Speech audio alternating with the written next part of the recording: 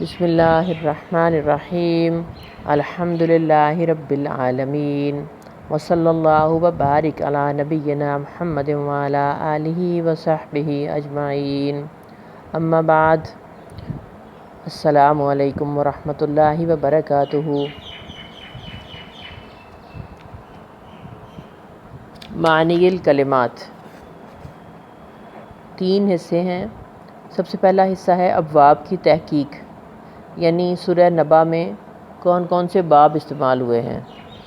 دوسرا حصہ ہے الفاظ کی تحقیق، اور الفاظ کی تحقیق کے فردر پھر 2 پورشنز ہیں۔ پہلا پورشن ہے واحد جمع، اور دوسرا پورشن ہے حروف اصلی اور حل لغت، یعنی عرب کے اندر یہ لفظ کن معنوں میں استعمال ہوتا تھا اور اس کا اصل روٹ ورڈ میں جا کر معنی کیا ہے۔ تو ان 3 پہلوؤں سے ہم انشاءاللہ آج اس پر ڈسکشن کریں گے۔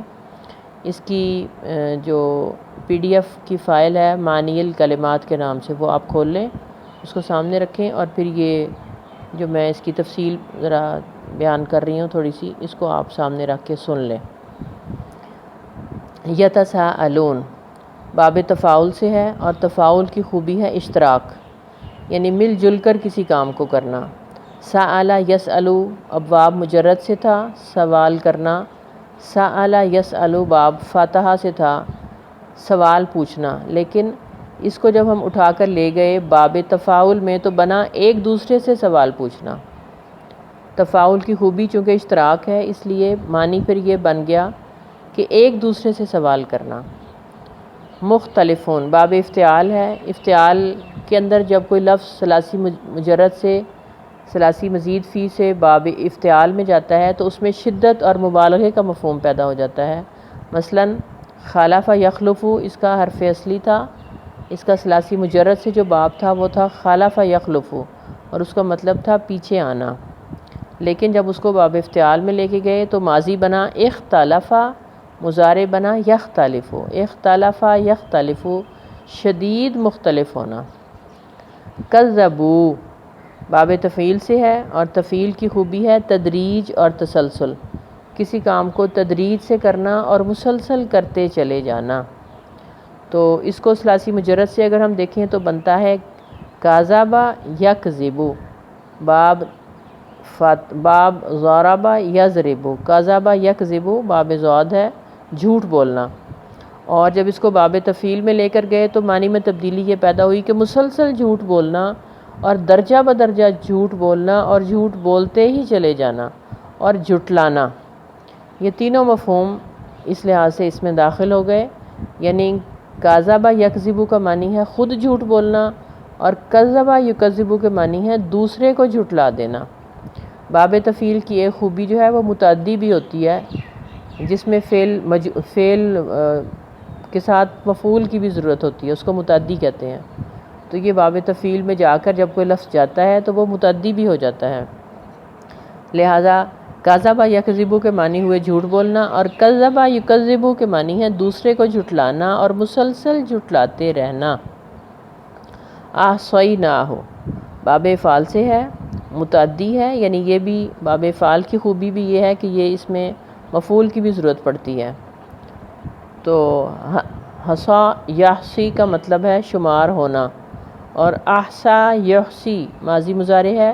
حصا یحصی باب ضاد سے ہے، ثلاثی مجرد میں باب ضاد سے ہے، اور احصا یحصی باب افعال سے چلا گیا، اور افعال میں آنے کے بعد معنی میں تبدیلی یہ پیدا ہوئی کہ شمار کرنا۔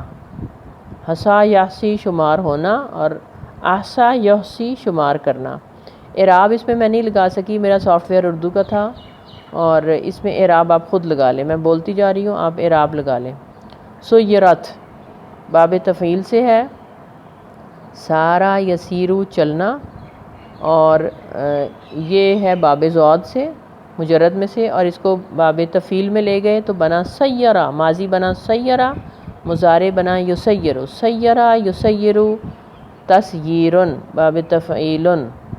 معنی میں کیا تبدیلی پیدا ہوئی؟ سارا یسیرو کا معنی ہے چلنا، اور سیرہ یسیرو کے معنی ہے مسلسل چلنا، چلتے چلے جانا، کیونکہ تفعیل کی خوبی میں تدریج ہوتا ہے اور تسلسل ہوتا ہے۔ اور سیرہ ماضی کو لے کر اس کو مجہول بنایا گیا، اور پھر معنی بنا چلائے جائیں گے، مسلسل چلائے جائیں گے، سیرت مسلسل چلائے جائیں گے۔ یتکلمون باب تفاعل سے ہے، اور تفاعل کی خوبی ہوتی ہے تصنع اور بناوٹ، یعنی جب کوئی لفظ باب تفاعل میں چلا جاتا ہے تو اس میں تصنع اور بناوٹ کے مفہوم شامل ہو جائیں گے۔ مثلا کلمہ یکلم باب ضرب یضرب سے ہے باتیں کرنا، اور تکلم یتکلم اس کو باب تفاعل میں لے گئے اور یہ بنا ماضی تکلم مضارع یتکلم، کوشش سے باتیں بنانا۔ اللہ تعالیٰ کے حضور چونکہ کوئی شخص بات نہ کر سکے گا تو وہاں پر ذکر ہو رہا ہے کہ لا یتکلمون، کوئی شخص وہاں باتیں بنانے کی کوشش نہیں کر سکے گا۔ قدمت باب تفعیل سے ہے، مسلسل آگے بھیجے گئے اعمال۔ قادمہ یقدم، یہ مجھے یہاں پر تحریر کرنا بھول گیا، آپ لوگ خود لکھ لیں۔ قادمہ یقدم آگے بڑھنا، قدم آگے رکھنا، اور قدمہ یقدم مسلسل آگے بھیجے جانے والے اعمال، کسی چیز کو مسلسل آگے بھیجنا۔ تقسیمہ، تقسیمہ کا لفظ سورہ نبا میں استعمال نہیں ہوا، یہاں مجھ سے غلطی سے لگ گیا ہے، آ گیا ہے، آپ اس کو چھوڑ دیں، اس وقت اس کی ڈسکشن ہم نہیں کریں گے۔ یہ میں نے پہلا جو رکوع ہے اس کے اوپر ڈسکشن کی ہے۔ الفاظ کی تحقیق، واحد جمع، جبل پہاڑ، جبال جمع، زوج جوڑا، ازواج زیادہ سارے جوڑے، حدیقۃ باغ، حدائق جمع ہے، کوعب ابری ہوئی چھاتی والی لڑکی، کواعب جمع ہے، عنب انگور، اعناب جمع ہے، حقب 80 سال کو کہتے ہیں اور اس کی جمع احقاب ہے۔ اب حروف اصلی اور حل لغت کی طرف ہم آتے ہیں۔ سباتا، ثابتا یثبتو باب ضاد سے ہے، ضرب یضرب معنی ہے کاٹنا، کینچی سے کسی چیز کو کاٹنا، اس کو ثابتا یثبتو کہتے ہیں عربی میں۔ اور نیند چونکہ انسان کو زندگی کے مشاغل سے کاٹ لیتی ہے، اس کے لیے سبات کا لفظ استعمال کیا گیا ہے، گویا کینچی ہے۔ آپ اس کو بس کینچی سے جوڑ کے یاد رکھ لیں کہ نیند کو اللہ تعالیٰ نے ایسی کینچی کہا ہے جو غم، ڈپریشن، فکر، بڑے ٹینشن میں اگر انسان سوئے نا تو صبح جب وہ اٹھتا ہے تو اس کو کافی ساری چیزیں جو ہیں، وہ نیند ہی ایسی چیز ہے جو اسے بھلا دیتی ہے، اس کو کاٹ دیتی ہے، زندگی کے مشاغل سے بھی کاٹ دیتی ہے اور مختلف طرح کی ڈپریشن اور غم اور فکروں سے بھی اس کو کاٹ کر علیحدہ کر دیتی ہے، اس لیے اس کو کینچی کہا گیا ہے، سبات۔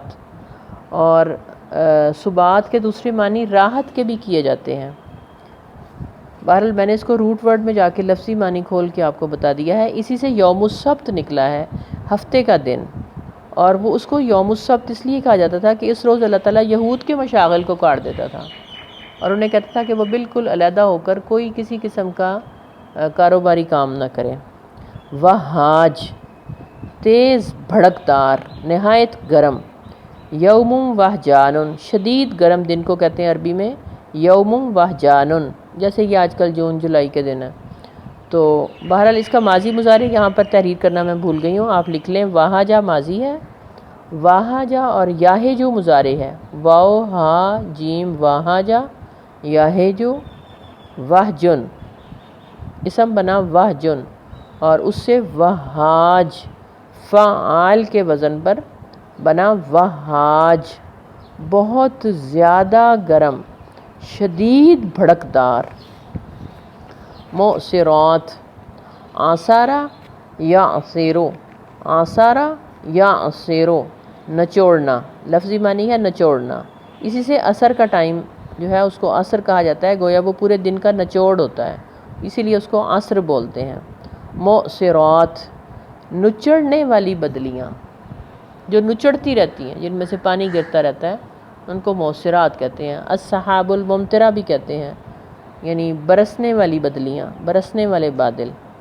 سجاجہ، سجج الماء پانی کا بہنا، ساجاجہ یسججو، مجھے ماضی مضارع کہیں کہیں لکھنے بھول گئے، آپ خود لکھ لیں۔ ساجاجہ ماضی ہے، ساجاجہ یسججو پانی کا نیچے بہنا، السجاج واٹر فلش ٹینک، یہ جو پانی کی ٹینکی ہوتی ہے، ماء سجاجا زور سے گرنے والا پانی، خوب برسنے والا پانی، نباتا ناباتا ینبتو کسی چیز کا اگنا اور اس سے اسم بنا نبات، ناباتا ینبتو ضربا یضربو کے وزن پر ہے، اور نبات اسم بنا یعنی اگی ہوئی چیز، الفافا لپٹے ہوئے، ایک دوسرے سے لپٹے ہوئے، لافا ماضی ہے، یلفعو مضارع ہے، باب فاتحہ سے ہے، فاتحہ یفتح، لافا یلفعو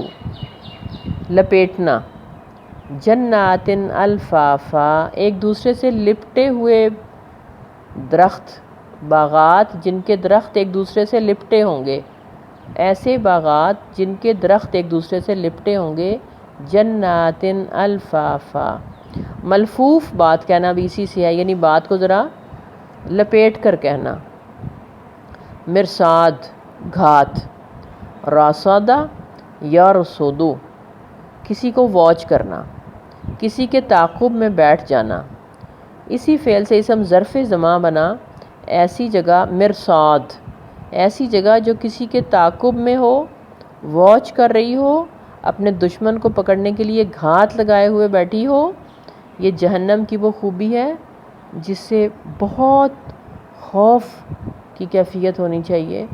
جہنم ایک مرصاد ہے، یعنی اب ہم اس کو لفظی معنی کی طرف سے اگر کھول کے دیکھیں تو ایسی جگہ جو واچ کر رہی ہے، جو مسلسل کسی کے تعاقب میں ہے، اور جو ہی اس کے اوپر سے کوئی گزرے گا، ظاہر ہے کہ یہ تو احادیث مبارکہ میں بڑا واضح آتا ہے کہ جنت میں جانے والوں کو بھی جہنم کے اوپر جو پل بنا ہوگا اس کے اوپر سے گزرنا ہوگا، جو کہ بال سے زیادہ باریک ہوگا، تلوار سے زیادہ تیز ہوگا، اور اس کے اوپر تمام لوگ باری باری گزریں گے، اور اپنے اپنے نامہ اعمال کے حساب سے وہ اس کے اوپر سے کوئی لوگ دوڑتے ہوئے گزر جائیں گے، کسی کو محسوس بھی نہیں ہوگا، اور کوئی بڑی مشکل سے، بڑے خوفزدہ، بڑی یعنی اس طرح گزریں گے کہ بس بالکل جیسے پنجابی میں کہتے ہیں نا مسا مر کے، ایسے اس کو پار کریں گے۔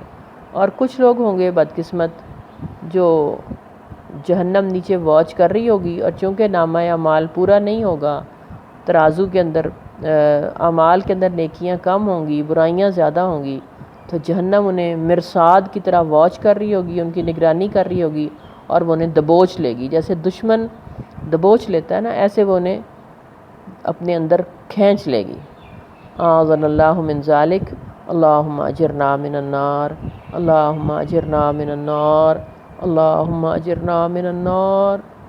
دن میں کم از کم 7 مرتبہ نماز مغرب کے بعد اس کو معمول بنائیے کہ اللہم اجرنا من النار، اس کی تسبیح کیجئے، اور اس دوران اپنے گناہوں کو یاد کیجئے، اپنی زیادتیوں کو، اپنے ظلم کو، اپنے ہر اس کام کو جو اس وقت جہنم واچ کرے گی نا، اس کو آج ہی سے آپ خود واچ کرنا شروع کریں، میں خود واچ کرنا شروع کروں کہ میری زندگی میں ایسے کون کون سے کام ہیں جو اللہ کو غصہ دلانے والے ہیں، اللہ کو ناراض کرنے والے ہیں، اور جہنم میں مجھے گرا دینے والے ہیں۔ اور ہر دفعہ جب اللہم اجرنا من النار کہیں تو اپنے کسی نہ کسی برے عمل کو ذہن میں رکھ کر زور سے اس کلمے کو شعور سے ادا کریں، اللہم اجرنا من النار۔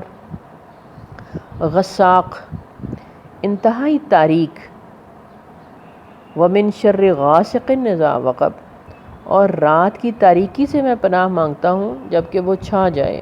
غاسق یعنی رات کی تاریکی، مجرموں کے زخموں سے نکلنے والا مادہ جب پک کر سیاہ ہو جاتا ہے تو اس کو غساق کہتے ہیں، یعنی پیپ جب پرانی ہو کے پیلے کی بجائے کالی ہو جائے، پک کر سیاہ ہو جائے تو اسے غساق کہتے ہیں۔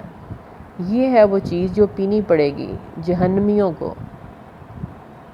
لا یذوقون فیہا بردا ولا شرابا الا حمیما وغساقا، یہ ہے غساق۔ احقاب حقب کی جمع ہے، حقب ایک حقب جو ہے وہ اللہ تعالیٰ کا 80 سال ہے۔ یہ وہ وضاحت ہے جو مشہور صحابی رسول جو قرآن مجید کے سب سے بڑے عالم کہے جاتے تھے، انہوں نے اس کی وضاحت فرمائی ہے کہ اللہ تعالیٰ کا ایک حقب جو ہے وہ 80 سال کا ہے، اور اللہ تعالیٰ کا ایک دن جو ہے وہ ہمارے 1000 سال کے برابر ہے۔ یہ تو خیر قرآن مجید کی آیت بھی ہے جو آپ نے سنی ہوگی کہ ان یومن کا الف سنت مما تعدون، اللہ تعالیٰ کا ایک دن تمہارے 1000 سال، تمہاری گنتی میں 1000 سال کے برابر ہے۔ تو گویا اللہ تعالیٰ کے 80 سال جو ہیں وہ ہمارے 80,000 سال بنتے ہیں۔